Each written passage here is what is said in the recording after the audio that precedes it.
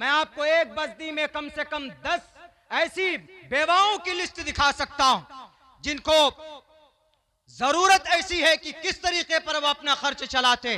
कोई किसी का पुरसान हाल नहीं है। यहाँ पर हर कोई अपनी रोटियां सेकने पर लगा हुआ है। मालदार है तो 2 गुना मालदार होना चाहता है।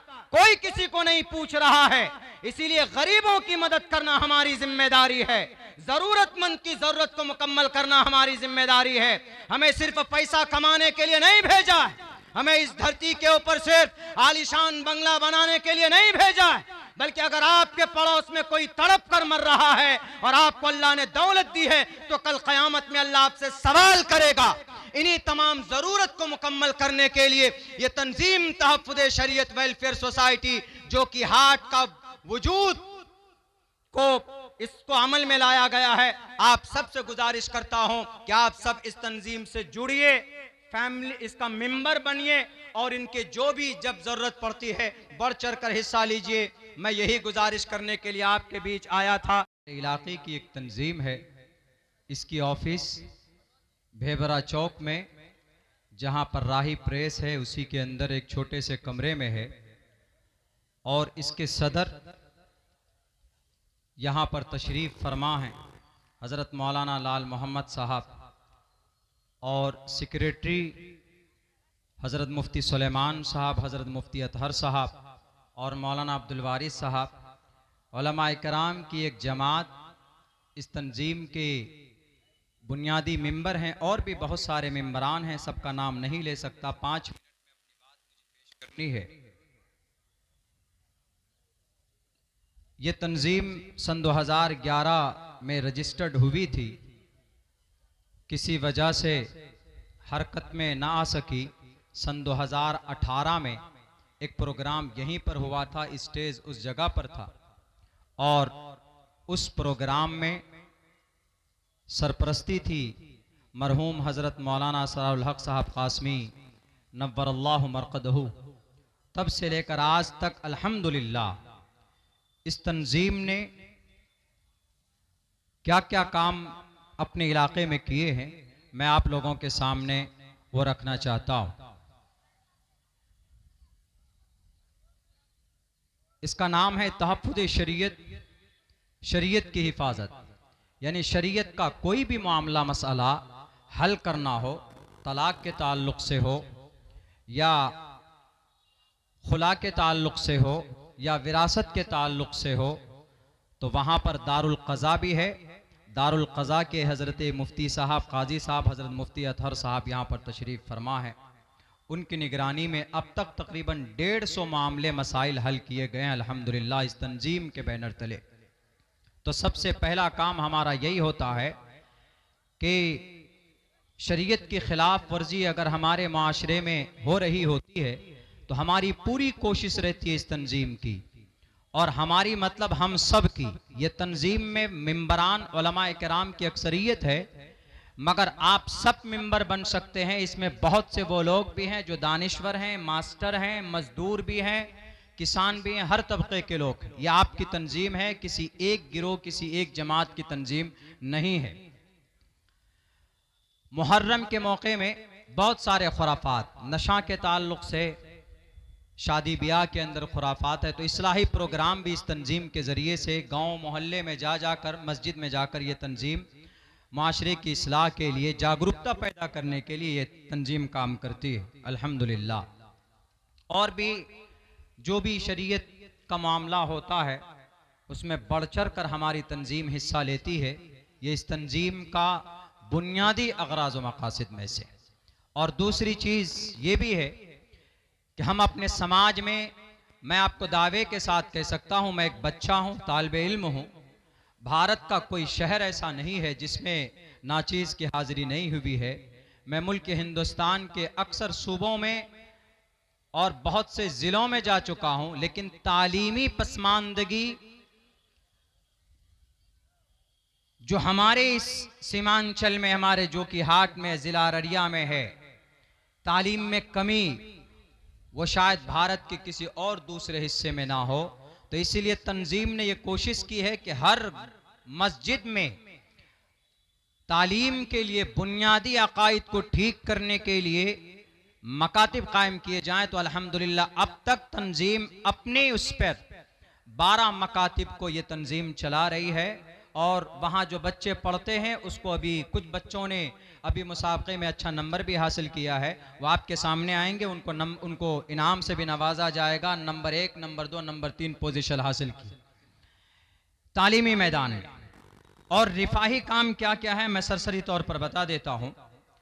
कहीं पर अगर आग लग जाती है तो सबसे पहले अगर उस आगजनी इलाके में जितने भी घर जले हो 5, 6, 7, 8 तो जहां तक हो पाता है, तंजीम बहुत फाइनेंशियली मजबूत नहीं है, बहुत कमजोर तंजीम है, मगर सबसे पहले वहां तक जो हो सकता है नमक, दाल, चूड़ा, मुढ़ी और रिफाही और ताबुन लेकर वो वहां पर पहुंचते हैं। और अब तक आगजनी में जो आग जहां जहां पर आग लगी है, घर जले हैं, उनमें सबसे पहले नंबर पर सिकटिया, ककड़वा, पलासी, बागमारा, पिपरा में 2 मरतबा ताबुन पेश किया गया है।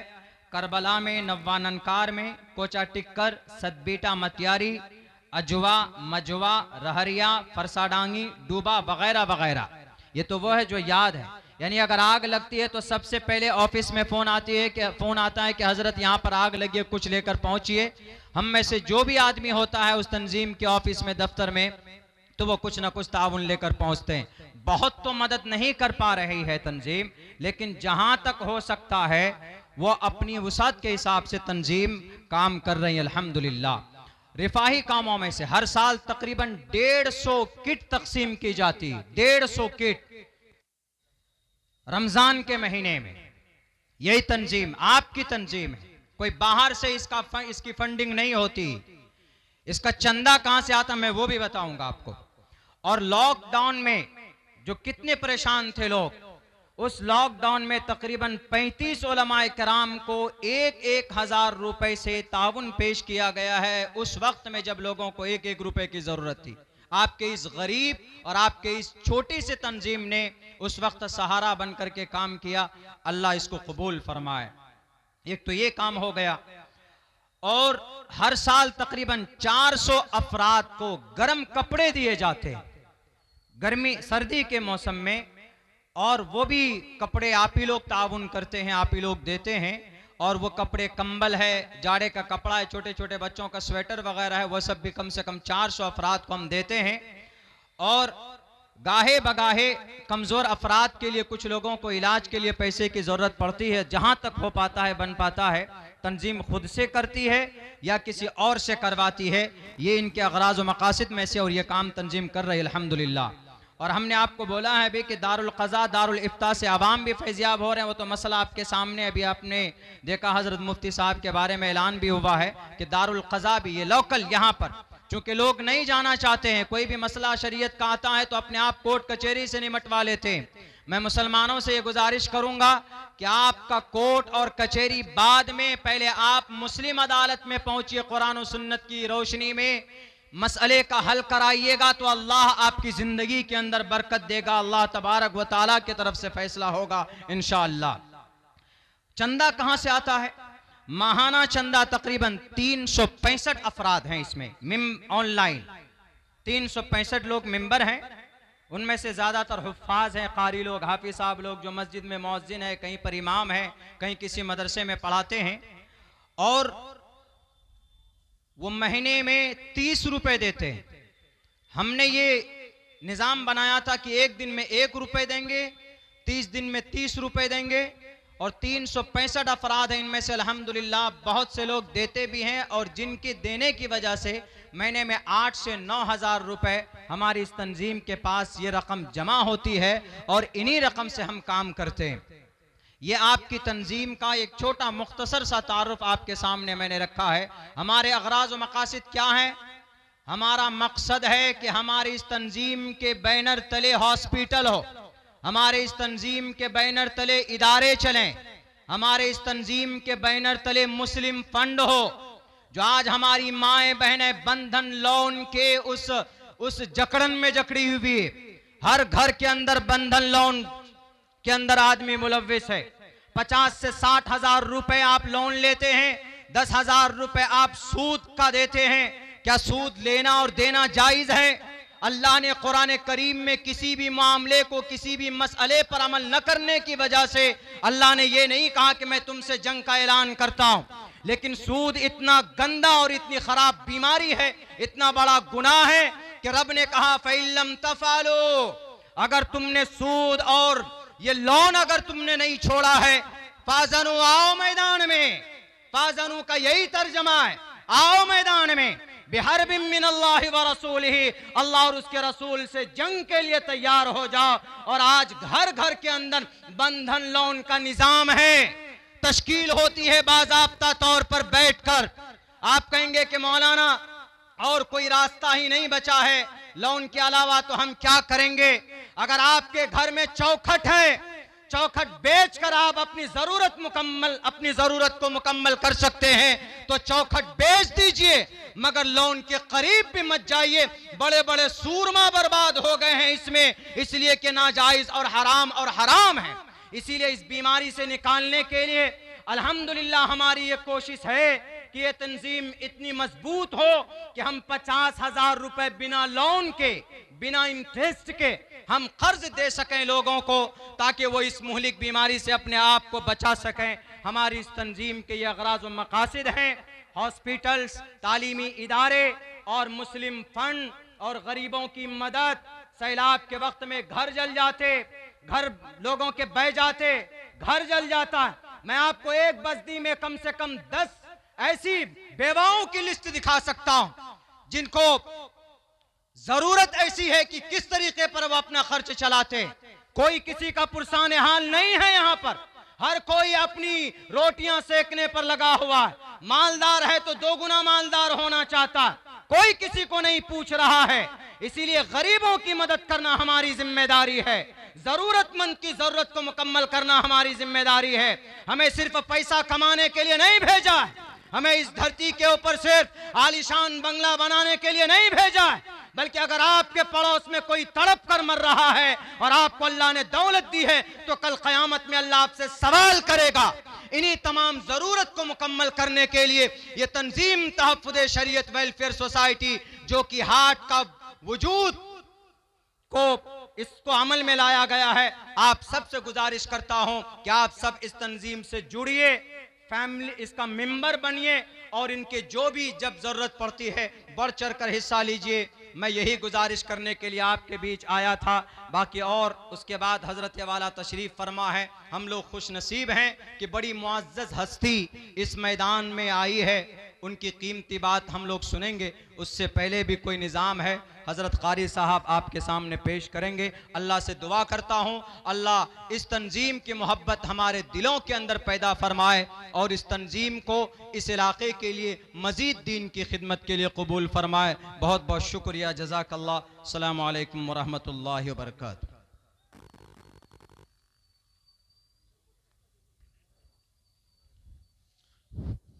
चीते का जिगर चाहिए शाही का तजस्सुस, चीते का जिगर चाहिए शाही का तजस्सुस, मर्दान जफा कश के लिए दुनिया नहीं है तंग।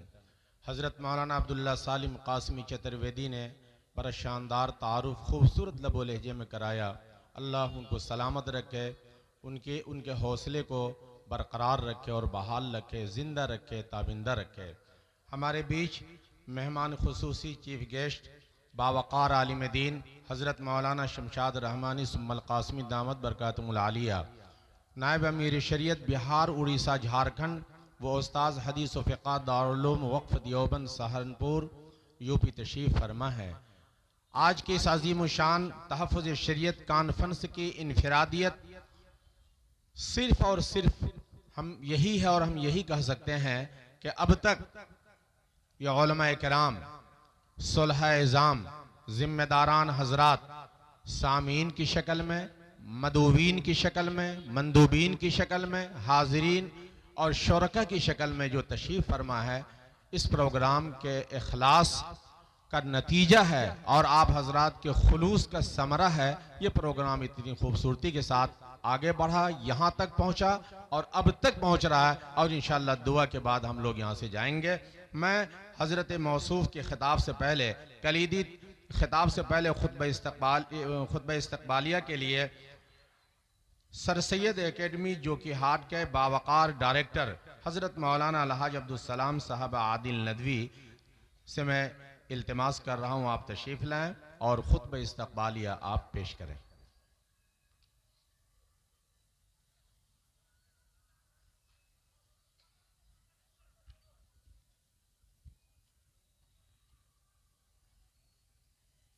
अस्सलामु अलैकुम वरहमतुल्लाहि वबरकातुहू।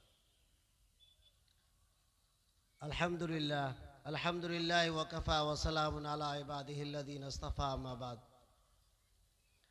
रौनक स्टेज, काबिल क़द्र उलमाए किराम, मुअज़्ज़ज़ मेहमानान इज़ाम और सितारों के मानिंद जो कि हाट हाई स्कूल मैदान में दमकते चमकते मोहतरम सामीन, अव्वलन मैं अपनी जानिब से और तंजीम तहफ़्फ़ुज़ शरीयत व वेलफेयर सोसाइटी जो कि हाट व पलासी के तमाम अरकान की जानिब से जो कि हाट के इस हाई स्कूल वसी और इस मैदान में इस अज़ीमुश्शान तारीख़ साज तहफ़्फ़ुज़ शरीयत कॉन्फ्रेंस 2025 में अमी के क़ल्ब से आप तमाम अहबाब का इस्तक़बाल करता हूँ। खुशामदीद, खुशामदीद, खुशामदीद, अहलन व सहलन व मरहबा। और मुबारकबाद पेश करता हूँ कि सर्दी के मौसम में तशरीफ़ लाकर तंजीम के लिए अपनी मोहब्बत का सबूत पेश किया।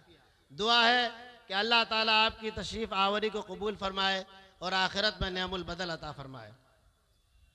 सामीन निज़ाम, मैं अपनी बात उर्दू के मशहूर शायर उस्ताद शुरा मीर तकी मीर के एक शेर से शुरू करना चाहता हूँ कि मीर जमा है अहबाब हाल दिल कह ले, मीर जमा है अहबाब हाल दिल कह ले, फिर इल्तिफात दिले दोस्तां रहे न रहे। आज इस मजमा को देखकर मैं कशमकश में मुब्तला हूँ कि बात शुरू कहाँ से करूँ और ख़त्म कहाँ पर। मैं आपके सामने हंसूं या रोऊं, दास्तान गम सुनाऊं या खुशी व मुसर्रत के गीत गाऊं। मेरा हाल ये है कि एक दो जख्म नहीं सारा बदन है छलनी, एक दो जख्म नहीं सारा बदन है छलनी, दर्द बेचारा परेशान है कि कहाँ से उठे। हाज़रीन मोहतरम, ज़माने हाल अक्स होता है माजी का, माजी में की गई अच्छाइयों और बुराइयों का असर ज़माने हाल में बिलमुबालगा नज़र आता है। तो क्यों ना गुफ्तगू का आगाज़ माजी से ही किया जाए। फिर आइए माजी के कुछ औराक पलटते हैं और तारीख़ की वरक़गर्दानी करते हैं।